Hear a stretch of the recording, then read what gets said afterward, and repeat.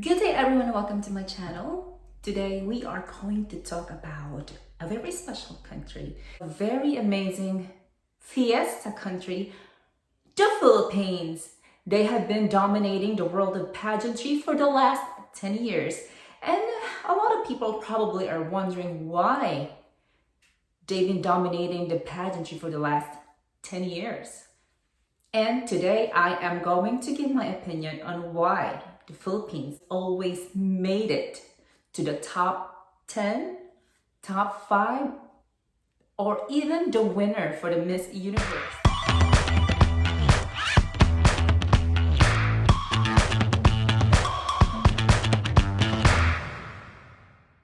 But before we continue, please don't forget to subscribe to my channel and don't forget to click the notification bell for you to be updated to my next video, okay? So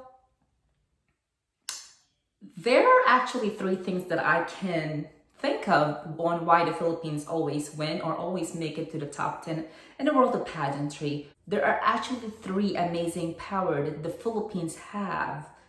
That's why they always win or always make it to the top 10. First, especially the Miss Universe. First, they have, for me, and this is just based on my opinion and based on my observation, and we all have different opinions, but this is what I think really what they have. That's why they always win in the competition. First, they have what you call the beauty camp. This beauty camp, like the Kagandahang Flores and the Aces and Queens. During the 90s and even the early 2000s, we don't have what you call the beauty camp. And the only person who's really managing the Binibining Pilipinas organization that sends a candidate for the Miss Universe to represent the Philippines is Madame Stella Araneta. During that time, it was kind of like a time of darkness for the Team Philippines. The Philippines can even barely make it to the top 20. It was just a bad decades for the Philippines. During that time, it was just Madame Stella Araneta doing her thing, doing what she's been doing, and it was just boring during those times. Well, kudos to Mrs. Stella Araneta. And I would like to say thank you to Madame Stella Araneta for doing that for the Team Philippines. Even if she's a Colombian, she is able to stay in the Philippines and groom the new beauty queen for the Philippines to represent the Philippines for the beauty pageant like Miss Universe and Miss International. She was doing her thing, but there is really something missing. Or one of the superpower that Team Philippines have is the beauty camp. Okay, the Kagandahang Flores and the Aces and Queens. These two beauty camps always train amazing beauty queens. You know, like they train them like how to walk, how to carry their gown, how to carry their swimsuit, how are they going to present themselves. They teach them how to conduct themselves during their respective pageants that they're going to be in. And they also train them with question and answer portion, and they also train them on, to improve their communication skills, because, as a beauty queen, you need to talk and you have to always know how to speak your mind. So I think these two beauty camp are one of the best ingredients that the Team Philippines have. When they emerge in the Philippines, they were able to produce quality beauty queens, They were able to train them, they were able to help them. They were able to help them on what else can they improve on their performance in the beauty pageant. So that's one, the beauty camps. The other one are the candidates themselves, Philippines produce candidates. These Filipinos are very, very fierce. They are very, very, they are very competitive. They are always aiming for the crown. They are always aiming for that ultimate goal. And I think one of the reasons why they become like that, because the Miss Universe Philippines or the Binibining Pilipinas Universe back then always chose a candidate that usually They are very, very, what do you call this, experienced. They've been through different pageants, local pageants, and national pageants. And like, for example, Pia Wurtzbach. Pia Wurtzbach joined Binibining Pilipinas 3 times before she even won the crown. Mary Jane Leslie also joined, like, I think 3 times as well. Janine Tugonon joined Binibining Pilipinas. I think it was also like 2 times or 3 times. I'm not sure, but it wasn't their first hurrah, you know, like they've been joining beauty pageants locally and also at the national level. So they are very, very experienced. They know what to do. They're not just a random girl that they pick because they're beautiful and that's it. With the exception of Shamsi Supsup. Shamsi Supsup, when she joined the Binibining Pilipinas, it was her first beauty pageant at the same time. It was her first national pageant. So with the exception of Miss Shamsi Supsup, but the rest of these girls, they've been through a lot. They've been through a lot of local and national pageants. So that's the other thing that they have. They got on their back that, you know, they are very experienced. They are very equipped. Those are the type of candidates that the Binibining Pilipinas or the Miss Universe Philippines always send to the international competition. They are very disciplined. They are very determined. They are smart. They are just fierce. They just really want it. They want it so bad.